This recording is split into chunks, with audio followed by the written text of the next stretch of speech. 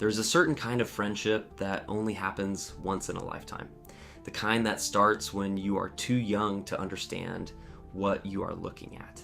The kind where you meet another kid across a schoolyard or a wrestling mat and something in you recognizes something in him. And from that moment on, the two of you are bound together for the rest of your lives. For two boys from a small suburb in Minnesota, that recognition happened in the 8th grade and it never let go. One of them would become one of the most hated villains in the history of professional wrestling. A man whose body looked like it had been carved out of granite. A man who could make 20,000 people boil with rage just by opening his mouth. The other would become something even rarer, a performer so gifted, so smooth, so effortlessly brilliant that the men he shared a locker room with, the toughest and most jealous men in the entire business, would quietly agree that he was the best any of them had ever seen. And here's the tragedy at the heart of this story. One of those two men understood the truth about the other long before the rest of the world caught up. He saw the greatness, he saw exactly what his best friend was capable of, and he saw with a clarity that must have been terrifying exactly where the road they were both walking was going to end. His name was Rick Rude, and the man he was right about was his best friend in the world. Curt Hennig, the wrestler millions of us knew as Mr. Perfect. In this video, we are going to tell you the story of the two boys from Robbinsdale who conquered professional wrestling together and then died within 4 years of each other, almost the exact same way. We're going to tell you what Rick Rude saw in Curt Hennig, why he believed his best friend should have been sitting on top of the entire industry, and why the people in charge never made it happen. And we are going to tell you about the warning that Rude's own life and death represented, a warning written in pain pills and broken backs and a schedule that no human body was ever meant to survive.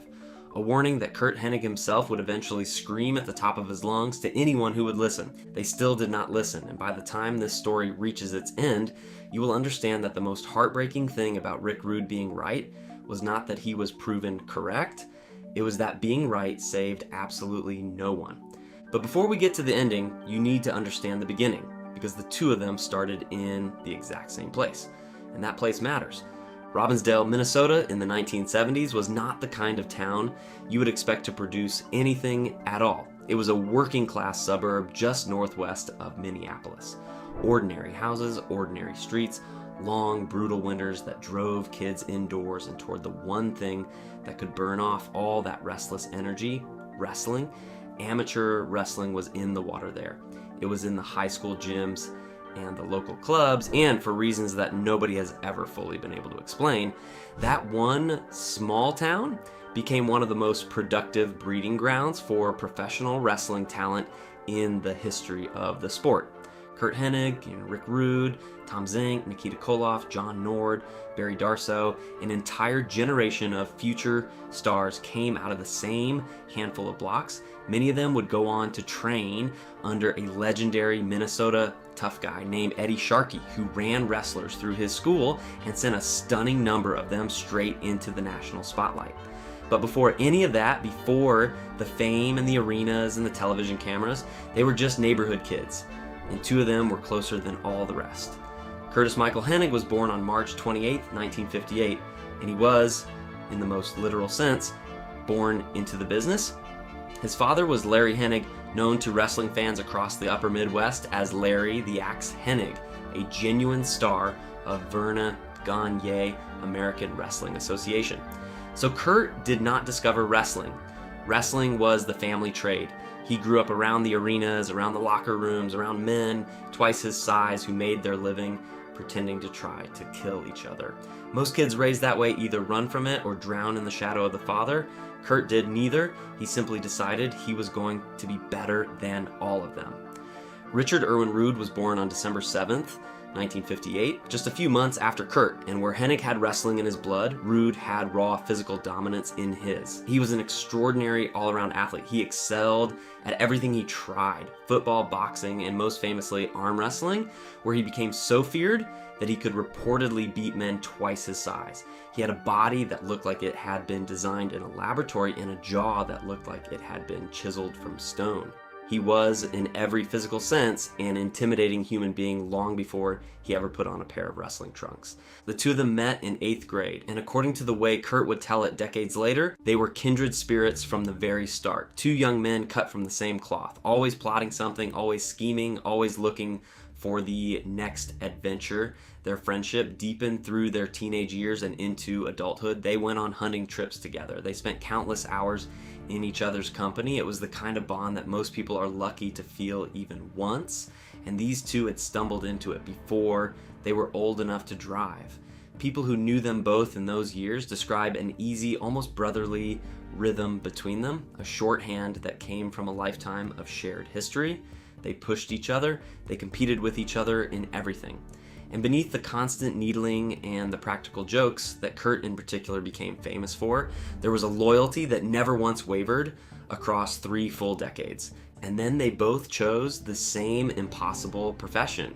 Curt went first, in a sense, breaking into Ganyai AWA in early 1980 as cool Curt Hennig, a cocky young talent with an easy smile and a smirk that already hinted at the character he would one day perfect. Rude took a rougher road, the road that most wrestlers took in that era. He started out as a jobber, a body used to make other men look good, working under his real name in the Southern Territories. He bounced from promotion to promotion the way young wrestlers did back then, learning his craft in front of small crowds in small towns, sleeping in cheap motels, driving hundreds of miles between shows for a payday that barely covered the gas. But both of them were rising, and both of them were about to become something the wrestling world would never forget. For Curt, the transformation came in stages. He proved himself in the AWA, and on May 2nd, 1987, he reached the mountaintop of that promotion, defeating the veteran Nick Bockwinkel to become the AWA World Heavyweight Champion. It was a genuine achievement, but the AWA was a dying territory, being slowly strangled by the national expansion of the World Wrestling Federation, and everyone knew that if you wanted to be a real star, there was only one place to go. So Curt went to the World Wrestling Federation, and that is where the legend of Mr. Perfect was born.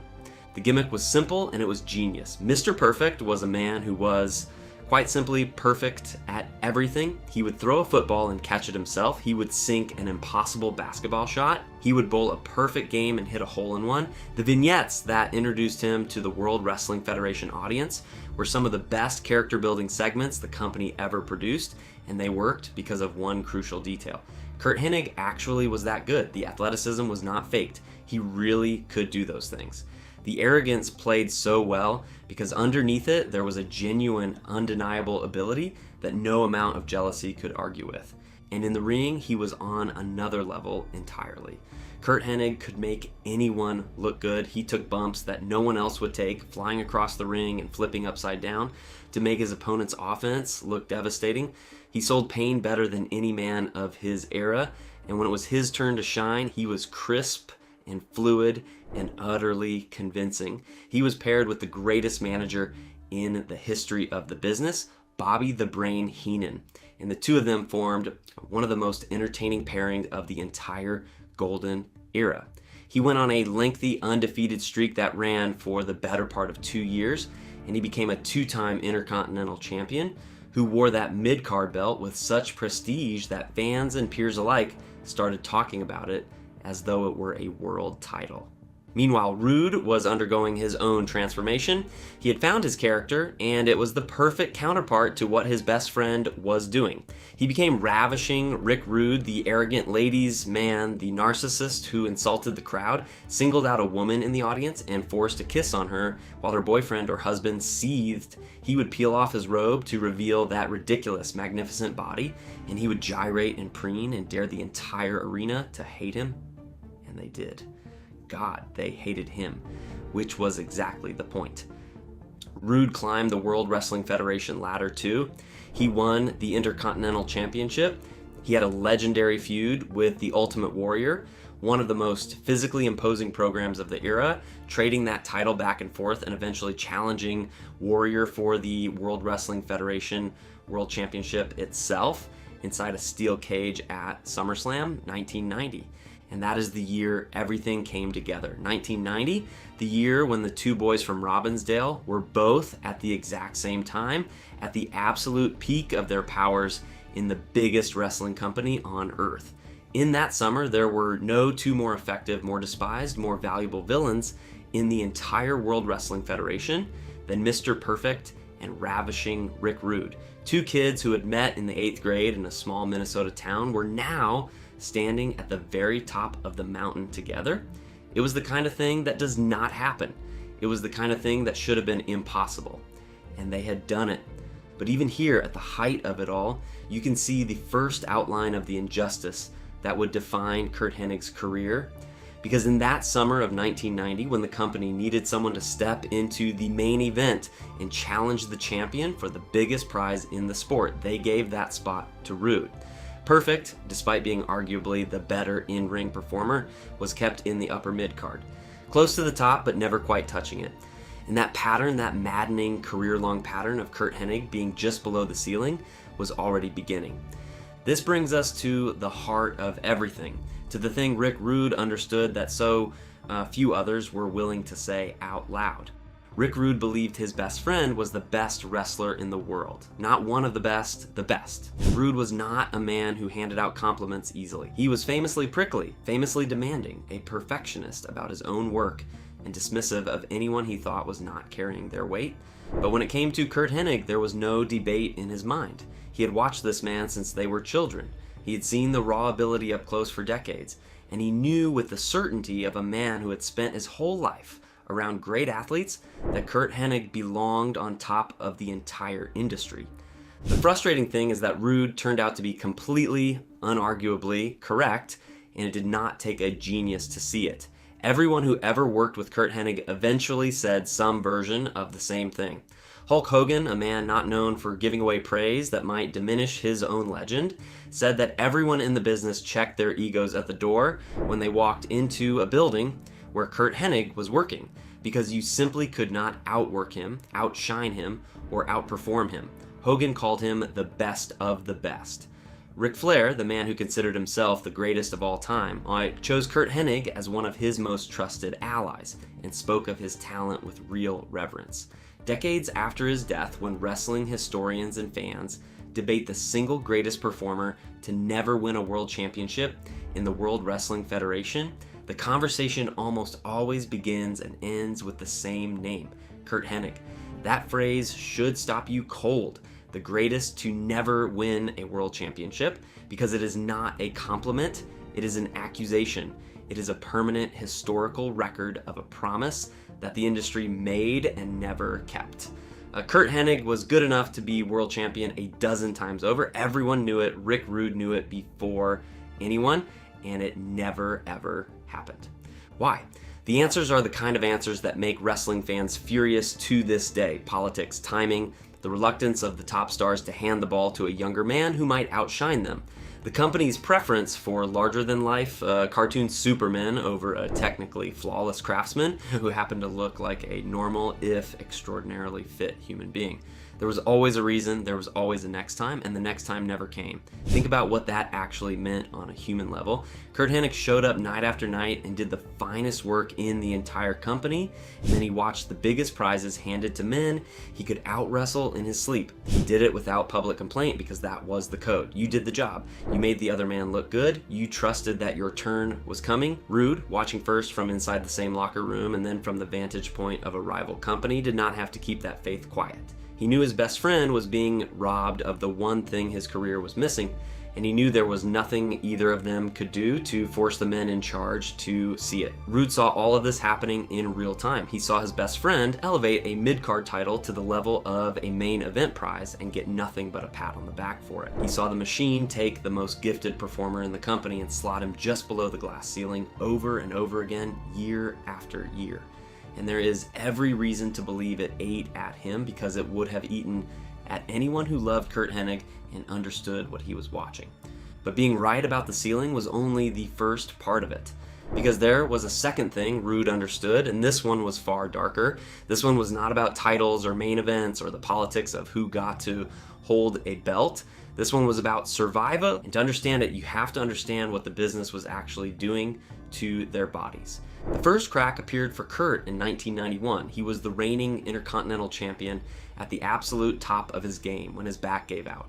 Years of taking those spectacular bumps, of flinging his body around the ring to make everyone else look like $1 million, had finally caught up with him. He suffered a devastating back injury, a broken tailbone, a bulging disc, the kind of damage that doesn't heal, that follows a man for the rest of his life and turns every single day into a negotiation with pain.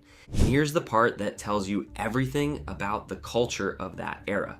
Curt did not stop. He kept going. He wrestled through the injury long enough to do the right thing by the business and drop his championship properly, losing the Intercontinental title to Bret Hart in a genuinely brilliant match at SummerSlam 1991. Then he disappeared from the ring, forced onto the sidelines. His in-ring career suddenly and cruelly interrupted right when it should have been reaching its climax. He did not vanish completely, of course. He was too valuable for that. The World Wrestling Federation put him to work as a manager, guiding Ric Flair during his world title run, the very run that Curt himself should arguably have been having.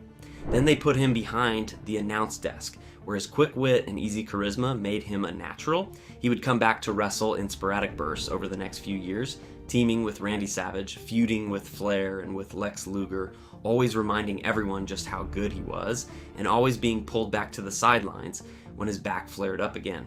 His body simply would not cooperate anymore. The instrument that had made him the best in the world was breaking down, one match at a time. But as bad as Curt's back was, it was Rude who would suffer the injury that ended everything. By the early 1990s, Rude had left the World Wrestling Federation. He walked out in 1990 after a bitter dispute with Vince McMahon over money and creative direction, one of the very few men of that era who was willing to tell McMahon no and walk away from the biggest company in the world. He landed in WCW, and there he flourished. He became a cornerstone of the promotion, a member of the feared Dangerous Alliance, and a multiple-time champion. He held the WCW United States Championship, and he won a version of the world title, the WCW International World Heavyweight Championship, an honor that WCW had created from the lineage of the old NWA world title, holding it 3 separate times. His third and final reign is the one that changed everything. On May 1st, 1994, Rick Rude wrestled Sting in the main event of a massive show at the Fukuoka Dome in Japan. It should have been a triumph. In storyline terms, it was. Rude won. He walked out of that building as the champion. He also walked out of that building with a broken body. During the match, Sting launched himself over the top rope with a diving attack to the floor. Rude was there to catch him, to protect him exactly as he was supposed to. But the ringside area had a raised platform around it, a hard, elevated board of the kind that was common in Japanese arenas at the time. And when Rude took the impact and came down, his back and neck caught that platform at exactly the wrong angle. He damaged the vertebrae in his neck, the crucial junctions of his upper spine, in a way that no surgery and no rehabilitation could ever fully repair. At 35 years old, in the prime of his career, Rick Rude's days as a wrestler were over. He was stripped of the title he had just won. His in-ring career, apart from a single one-off appearance in ECW years later, was finished. The most physically dominant man of his generation, the arm wrestling terror from Robbinsdale, was told that his body would never do the one thing it was built to do ever again. And this is where the two stories, already so parallel, begin to fuse into a single tragic path. Because here were the two boys from Robbinsdale, the two men who had conquered the industry together, and both of them now had wrecked backs. Both of them were living in constant pain. Both of them were being kept around for their brains and their charisma and their names, no longer able to do the thing they had spent their whole lives becoming the best at. And both of them were doing what wrestlers of that era did to keep going. They were managing the pain, chemically, because the business demanded that the show go on, and there was no such thing as sitting out, and there was no one in a position of power telling them to stop. They even found their way back to each other on screen. In WCW in the late 1990s, Rick Rude served as the on-camera manager for his best friend, Curt Hennig. Two broken down warriors side by side one more time, doing the only thing they knew how to do. When the New World Order splintered into rival factions, both Hennig and Rude ended up in the Wolfpack, and then both of them jumped ship together again. Wherever one of them went, the other was rarely far behind. It was the friendship playing out in real time on national television, two men in their late 30s, bodies wrecked, still refusing to leave the only world they'd ever belonged to. But behind the scenes, the situation was deteriorating. Rude was eventually removed from his role as Curt's manager. He took a job as an announcer for a monthly broadcast, a shadow of the main event star he had once been. And he was miserable in WCW. He was reportedly trying desperately to get out of his contract, hoping to return to the World Wrestling Federation, where the business was booming again in the Attitude Era. He had even, incredibly, begun training for an in-ring comeback nearly 5 years after the injury that everyone thought had ended his career forever. He wanted back in. His body was screaming at him to stop, and he wanted back in anyway. This is the warning. This right here is the thing that Rick Rude's life had become. A cautionary tale unfolding in slow motion, a man in his early 40s in chronic pain, medicating to function, chasing one more run in a business that had already taken everything his body had to give. If you had eyes to see it, the danger was written all over him, and the people around him, the people who profited from him, the industry that had built its fortune on the backs of men exactly like him, did what the industry always did. They looked away. On April 20th, 1999, Rick Rude spent his morning being an ordinary man. He drove his young son to school. He attended a martial arts class. He went out to hit some golf balls in the spring air. He was 40 years old, and later that day his heart stopped. The official cause was heart failure brought on by an accidental overdose, a combination of medications in his system, the kind of chemical cocktail that a man in constant pain accumulates over years of trying to stay upright and keep working. There was no dramatic downfall, no obvious rock bottom. There was just a strong, proud, physically magnificent man whose body finally gave out at 40 years old, decades before it should have worn down by a lifetime in a profession that never knew how to take care of the people who made it rich. And the man who took it hardest, the man who was shattered by it, was Curt Hennig. Because Curt did not just lose a colleague, he lost the person who had known him longest. He lost the friend from the 8th grade, the hunting partner, the co-conspirator, the one man on earth who had been there for every single chapter of his life. When Curt got home from the funeral and from a live television show he had to work in Fargo, he checked his answering machine. There were 2 messages waiting on it from Rick. In the last one, Rude was just asking for a phone number, saying he needed to make a call about something, and then signing off in the most ordinary way imaginable, telling Curt that he would see him later. He would see him later. Those were the last words Curt Hennig ever heard from his best friend, and Curt could not let go of them. He kept that tape. He said he would never let anything happen to it. Years later, he was still hearing those 4 words echo in his head. I will see you later. And here's where Curt Hennig, in his grief, became the voice of everything Rick Rude had understood. Here is where the warning got spoken out loud, as loudly and as clearly as it ever would be. A week after the funeral, Curt was raw and furious, and he said something that should have shaken the entire industry to its core. He pointed his anger directly at the people who had made a fortune off Rick Rude, the people who had known Rick, the people who owed him everything, and he called them out for one simple damning fact. They had not shown up. The men who had gotten rich because of Rick Rude's work, his charisma, his sacrifice, could not be bothered to attend his funeral. Then, in a written tribute, Curt tried to make the world understand who his friend had really been. He wrote that when Rick Rude died, wrestling lost one of the greatest artists the business had ever produced. He said the man had everything it took to be the #1 guy, the body, the psychology, the look. As far as Curt was concerned, Rick Rude had no flaws at all. He wrote about the more than 25 years of friendship, about meeting in the 8th grade, about how alike they had always been, about the hunting trips and the memories and all those years together at the top of the World Wrestling Federation. And then he said the thing that matters most for our story. He begged the world not to lump his friend in with all the sordid tales of wrestlers destroying themselves with drugs and substances. He insisted that Ric had not been on anything heavy, that at most he had been taking some pain pills for cracked ribs he had suffered in a recent car accident. He firmly rejected the rumors surrounding Ric's death, saying that Ric was the kind of man who confronted his problems directly and faced whatever life put in front of him. Curt said Rick Rude was the most stand-up man he had ever known, that he had learned from him what it meant to be a man. Read those words carefully and you can see the whole tragedy inside them.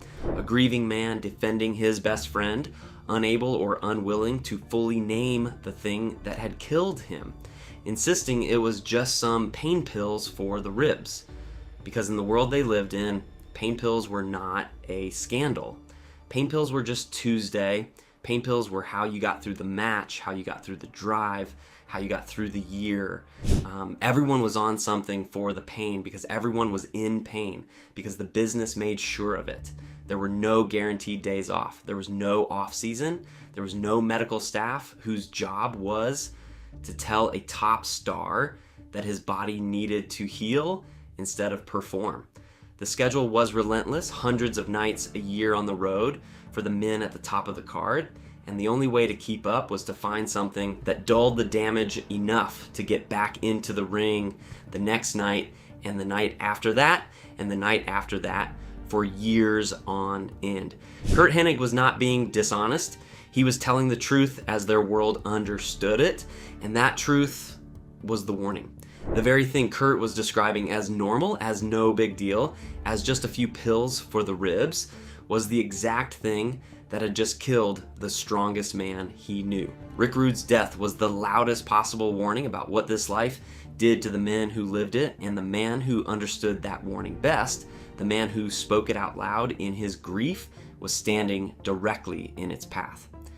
The years after Rude's death were not kind to Curt Hennig. Something in him seemed to dim. By many accounts, he lost a great deal of his passion for the business after his best friend was gone. He was going through the motions in WCW as that company collapsed in on itself, doing comedy bits with a group called the West Texas Rednecks, when he should have been treated as one of the elder statesmen of the entire industry. His contract ran out in 2000 and he chose not to re-sign, drifting for a while, taking independent bookings, appearing overseas, still one of the most respected names in wrestling, but with nowhere left that truly valued him. And then came what should have been the redemption. In early 2002, the World Wrestling Federation, the company where he had made his name as Mr. Perfect, brought him back. He returned in the Royal Rumble, and the reception was everything a returning legend could hope for. The crowd remembered the younger wrestlers in the back, the ones who had grown up watching him, were reportedly in awe of how good he still was, how effortlessly he could work, how much he could teach them just by being in the ring. There was real talk that this could be a genuine second act, that Mr. Perfect might finally get some of the respect and the spotlight that had been denied him the first time around. He was signed to a long-term deal. He was drafted onto the flagship show. For a moment, it looked like the story might turn. It did not turn. It ended, and it ended in the ugliest and most avoidable way imaginable. On May 5th, 2002, the World Wrestling Federation roster boarded a flight from London back to the United States after a show overseas. The company had made the disastrous decision to stock the plane with an open bar. What followed became so infamous that it earned its own name in wrestling history, the plane ride from hell. Over the course of that long flight, a number of wrestlers drank far too much and behaved in ways that ranged from foolish to genuinely dangerous. And Curt Hennig, competitive to his core, even at 44 years old, even with a wrecked back and years of hard living behind him, got it into his head to prove a point.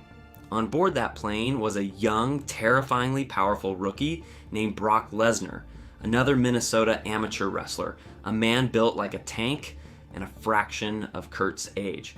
Hennig, who had been needling and provoking Lesnar throughout the flight in the tradition of the locker room ribbing he was legendary for, challenged the young monster to an amateur wrestling match on the plane in the air. It escalated. The two of them grappled in the aisle, and the struggle carried them toward the emergency exit door, close enough that others on the flight became alarmed that the door might actually be compromised at altitude. Cooler heads intervened and pulled them apart before disaster struck. But the damage, in career terms, was done. When the plane landed, there were consequences, and the consequences fell on exactly one man. Brock Lesnar, the young star the company was building its entire future around, faced no real punishment. Curt Hennig, the 44-year-old legend on a fresh contract, was fired. His second chance, his redemption, the story that was finally supposed to turn, was over in a matter of weeks. Released, sent home. He landed in the newer, smaller promotion of TNA, feuding with Jeff Jarrett, still able to perform at a level most men could only dream of, but far from the bright lights he deserved. He wrestled what would turn out to be his final match against David Flair, the son of his old ally Ric Flair, in January of 2003. And then the story of one of the most gifted performers in the history of professional wrestling reached its final chapter. On February 10th, 2003, Curt Hennig was found dead in a hotel room in Brandon, Florida, in the Tampa area by a housekeeper. He was 44 years old. He was scheduled to wrestle that very day at an event tied to the Florida State Fair. The medical examiner determined the cause of death to be acute cocaine intoxication. His father, Larry, would later speak about the role that years of painkillers and the toll of the business had played in his son's decline as well. However you weigh the specific factors, the shape of it is unmistakable. Another wrestler from that era, another wrecked body, another man in his 40s gone decades too soon, chemistry and pain, and a lifetime on the road converging into one final morning in an anonymous hotel room. 4 years. That is all that separated them in the end. 4 years between the death of Rick Rude and the death of Curt Hennig, two boys who had met in the 8th grade in Robbinsdale, Minnesota, two men who had ruled the World Wrestling Federation together in 1990, two friends whose lives had run in near perfect parallel from the schoolyard to the arena. Both of them broke their backs doing the same job. Both of them medicated the same pain. Both of them were used up and pushed aside by the same industry, and both of them died in their 40s from an overdose, with so much life still left unlived. The parallels are so exact that they almost stop feeling like coincidence and start feeling like prophecy. And that is the terrible weight at the center of this whole story. Because if anyone on Earth had the information needed to see it coming, it was these two men watching it happen to each other. So let us return to where we began, to the idea that Rick Rude was right about Mr. Perfect and that nobody listened.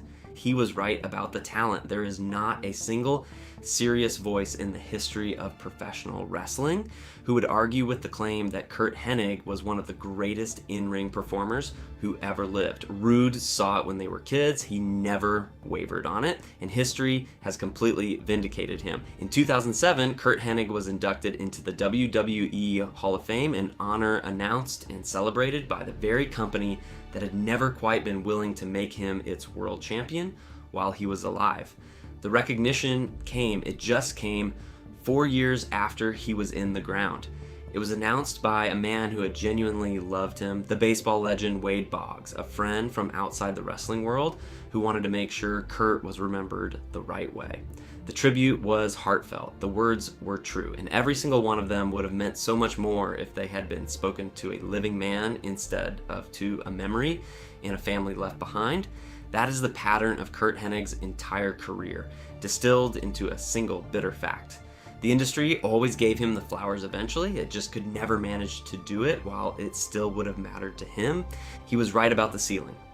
Rude understood that his best friend belonged in the main event, belonged in the title picture, belonged at the very top. He was right, and the men who made those decisions never listened. And now the phrase attached forever to Curt Hennig's name is not champion, but the greatest who never was. That is what happens when you are right and nobody listens. The truth does not disappear. It just curdles into regret. And he was right, most painfully of all, about the danger. Not in the sense that Rude sat his friend down and delivered some prophetic speech. There is no evidence of a single dramatic conversation like that, and this story does not need to invent one. The warning Rude represented was bigger and quieter and far more damning than any speech could have been. It was the warning of his own life. A magnificent athlete broken by the business, living on medication to manage pain that never went away, chasing one more run right up until the day his heart stopped at 40 years old. His death was the clearest possible message about where this road led. Curt Hennig received that message directly. He grieved it. He spoke it aloud in his anger at the people who had abandoned Rick. He described the pain pill culture that killed his friend as though it were the most normal thing in the world, because in their world it was. And then he walked the exact same road to the exact same end. 4 years later, same profession, same wrecked back, same kind of death in the same kind of lonely room. Nobody listened, not the company that could have protected its performers and chose profit and the show instead, not the industry that watched an entire generation of these men break down and die young and simply kept booking the next show. And in the cruelest twist of all, not even the man who understood the warning best could save himself from it. Curt Hennig saw exactly what happened to Rick Rude. He knew better than anyone alive what the business did to the people who gave it everything. And knowing all of that changed nothing, because the pull of that life and the pain that came with it and the culture that treated all of it as normal were stronger than any warning could ever be. That is the real tragedy of Rick Rude being right about Mr. Perfect. It was never a question of information. The truth was available. It was written on both of their bodies. It was there for anyone with the courage to look at it honestly and do something. The failure was never that the warning went unspoken. The failure was that a business and the people who ran it and a culture that stretched across an entire era decided again and again that the show was more important than the men who made it. Two boys from Robbinsdale, the best friend and the best in the world. One of them saw the whole story before it finished being written, and it did not save either of them, because in that business, in that era, being right and being heard were two entirely different things. They belong to history. Now, Curt Hennig, Mr. Perfect, remembered forever as the finest wrestler most people ever saw, the man who made everyone around him look like a star, the greatest who was never given the crown. And Rick Rude, ravishing Rick Rude, the granite-jawed villain from the same small town, the friend who believed in him from the 8th grade to the very end, their names are spoken together now the way they lived side by side, two halves of one story that the wrestling world tells and retells, always with the same ache underneath it. The ache of knowing how it could have gone, the ache of a warning that everyone eventually understood and no one heeded in time. If this story moved you, if you want more deep dives into the wrestlers who gave everything to this business and the truths that got buried along with them, do me a favor and hit that like button and subscribe to the channel so you never miss what we cover next, because there are so many more of these stories to tell and every single one of them deserves to be heard.